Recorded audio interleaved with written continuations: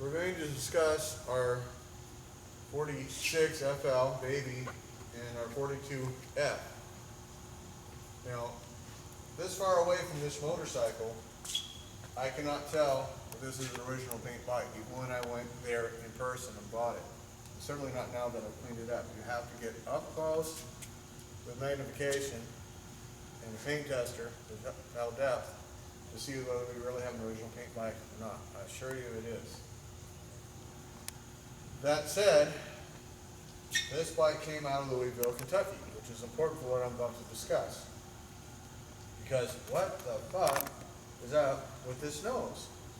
And when I got it, it had a real obvious line up and over and across and down like this. I'm like, did somebody repaint it? Did it get damaged? What's going on with this nose? And some of you might remember the videos where the original tip got busted off in transport. This is a Newell stock tip I got from my buddy Jeff in Oregon. And I pulled it off and I was up underneath looking all around. I was over when I got it, when I got the tip off, and it's exactly the same paint depth here as it is here. So the only way that this became this color is if this nose, the bike had been covered at one time. The doctor got sick, I got it from his estate, and he had Alzheimer's, and it had been covered in a storage that was less than adequate with a cover that left the nose out. When the doctor got it, this bike, I saw the photo, and his daughter says, we got it. I was 14, so we got it about 72 or 73, and I was there with my dad when we got it. I saw the photo, and the bike was like brand new.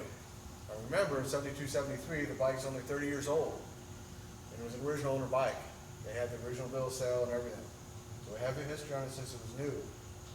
And his bike had been lovingly cared for 30 years, right? A tremendous period of time. The knuckleheads were nothing. Nobody cared, but the original owner cared. And he knew how special it was. The doctor knew how special it was, and so do I. So the only way this nose happened, this coloration, was the environment. Now, Louisville, Kentucky was known through the 70s and 80s for real bad smog. And something in the air reacted with the paint and caused this discoloration, which is really interesting because when I put on the wax with the cloth, I get a little bit of red, which is normal on a lacquer paint, and it'll, because you're getting oxidization off. I get no color in this area. It totally changed it. When I rub it out or I put wax on it, I don't get any color at all. It's the same depth, it's the same paint, I get no color. So whatever chemical compounds are in the air change the chemical composition of the paint, and it's into the paint, it's not just on the surface. Now, this is why we're making this video. That is an original paint bike, even the nose. Now, when I first got this bike, combination of the story I got from the guy who got it and what I was physically seeing on the bike, I called it an original paint bike. And I'm basing it upon the knowledge that I had at the time. When I got my first original paint knucklehead in this lineup, even though I'd had a couple before, I thought I knew knuckleheads. And boy, was I wrong. Oh my God. Oh my God. And due to the controversy that happened when I got greenie, as some of you might know, I dug up information that not only documented greenie, it documented all my pre-war stuff and turned the whole knucklehead world on its ear of what they thought they knew, including my own. Now, if I can dig up that much stuff on what I had was 9 original paint knuckleheads and a small handful of invoices out of 40,350 knuckleheads made, not to mention the big flatheads and the 45s, so you figure they made an approximately 60 to 80,000 motorcycles, not counting the war bike.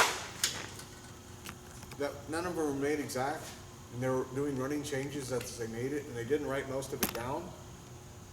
Imagine what we'd learn if we actually had all the machines. We have no concept. It boggles the mind. It's like trying to look at the world without a telescope and the universe. They didn't even know there was a universe. So what we have is this machine here, This bike came out of Louisville, Kentucky. Smog problem. I got it from Larry Mattingly, who told me he got it at auction sometime in the 80s. They didn't even have a title. The title got lost. He got it from the brother of what he was told was the original owner. Now, as I've shown in the invoices, they had massive production problems with material shortages, can't guarantee a color, blah, blah, blah. So I have no proof or disproof of when these panels got put on. I'm making an assumption where they got put on from the order, or an assumption that the dealer did after the fact. But here's several things about this bike. It had gotten wrecked. The frame was bent. Had a different fork. Still had the front fender. I called up Larry when he found out about the fork, and he says, yeah, man, it wouldn't run straight. So I changed the fork, and I thought it was out. Well, the whole frame was bent. And when we pulled the fender off, and it was at Duncan's at the time, what we found was from here to here, roughly, it had been carefully dinged out and leaded. And there's no paint discoloration change here. It's all the same. So it was done a long time ago, obvious. It was done, instead of just buying a fender, why would just, when you just go down to the Harley dealer and buy a fender, why would you spend the time and the care to carefully ding it out, let it blend in the paint so good that all these decades later you can't tell it's a blend? The only way we knew is we found the repair from underneath, and then when I put the meter on it, when I bought the bike, I didn't know there was such a thing as a meter. This is all the same thickness here and here and here, except for the repair. Now the other question is, we think Harley paint runs about 280, 2.8 to about close to 4 micron stick. But here's the problem. When you're painting, they're going shh, shh, shh, shh. Well, where do you stop and where do you stop? If you go shh off the paint and then you're starting back on the paint, you're wasting material. But if you go back and forth at the ends all of a sudden become thicker, and you're not going to be that thin.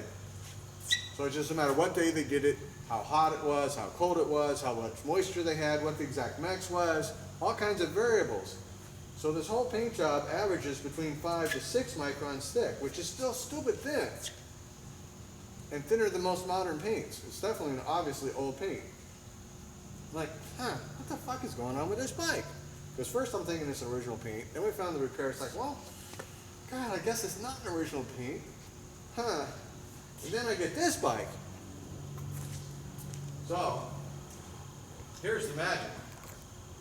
They both came from Louisville, Kentucky, with the same smog problem. Same freaking smog problem.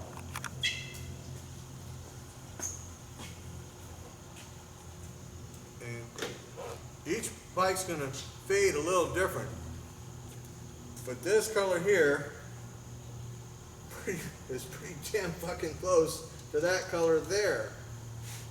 And again, if I put some rubbing compound or polish on here, I get no red in my hand. And if I do the same thing on this, I get nothing in my hand.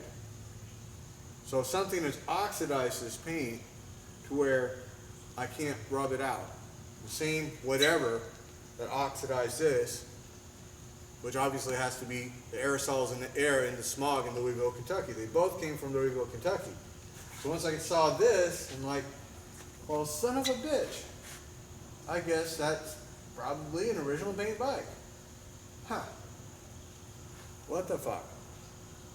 So now I know for a fact, if you're a high-ranking dealer, back then or now, even though everybody else is having a problem, but if you're somebody that Harley really likes, because say you got the state police contract, for example, the LAPD contract like Rich Boudelier, if you got one of the big contracts for Harley, they did what you asked them to. So could it have been done custom painted Harley? Yeah, if it went through the right dealer, you betcha. Yeah, they would have done it. Just for that guy. Nobody else got it, but that guy did. So I don't have an invoice for this bike. Chances of getting an invoice for this bike is pretty much non-existent. I'd be amazed if we ever actually found the invoice for this particular bike. Then we'd know. But there's another process. The boys with their multi-million-dollar cars have developed some type of technique that'll tell you specifically what paint, what chemicals, and when it came out of the bottle. Now, I don't have that kind of money. I don't walk in their circles, so I don't know exactly what they're using. But the cars have gotten so valuable, they know whether beyond proof. It's like, bam, the meter don't lie right in front of your face whether it's real or not. So one of these days, I'll magic up some money, assuming I still have this motorcycle here, and we'll be able to find out. But until I can disprove it, all indications at this time tell me it's an original paint bike that has a repair in the front fender. So here, some of you guys are going, huh? Well, here's the thing. We got a oxidized flight red from chemicalization, aerosols in the atmosphere, which is pretty damn near identical to this paint from the same area, the same period of time. And, okay.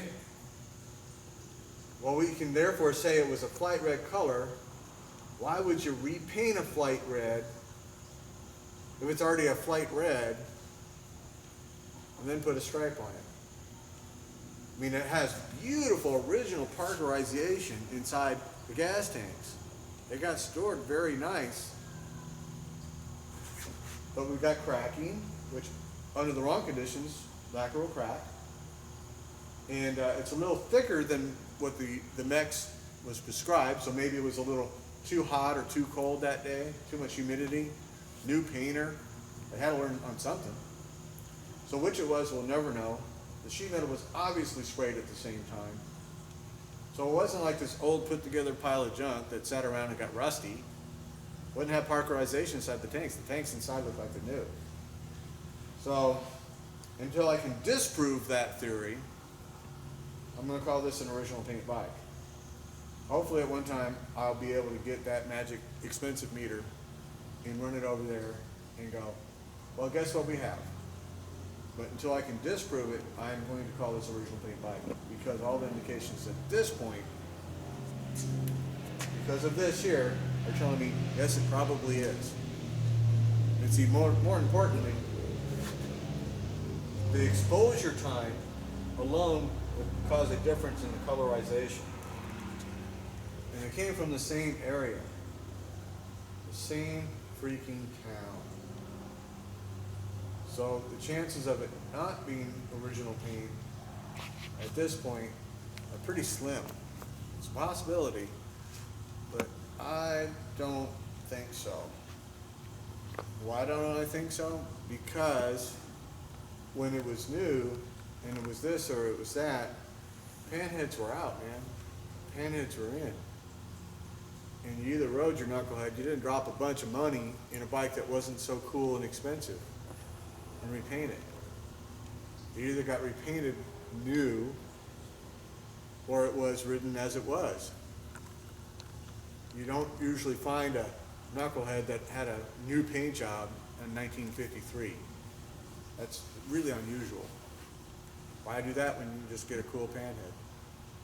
Custom paint that. So they were not very desirable a couple years after being made. The panheads were out. They were in, knuckleheads were out, and they just went downhill from there for 30 years. Nobody wanted them. So when you got chances of probability here. Is it possible it's a paint job that was done after the fact a couple years later? Well, yes it is. Is it likely? No, it's not. And here's a fact.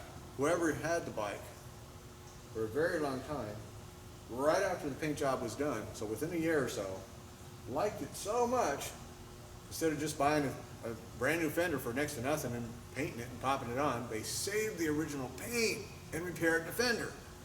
Why would you save original paint if it's not original? The paint to them was something special. It wasn't just the painter down at the shop did a job for him, because that guy could have just matched a new fender. So he actually went through more trouble saving the paint and generally speaking, humans do that because it's original paint, and they're trying to save as much of the original paint as possible. So that's my little theory of the day, and until I have other information, that's what my opinion is. And if other information comes to light on this motorcycle, we will make another video. See you guys later.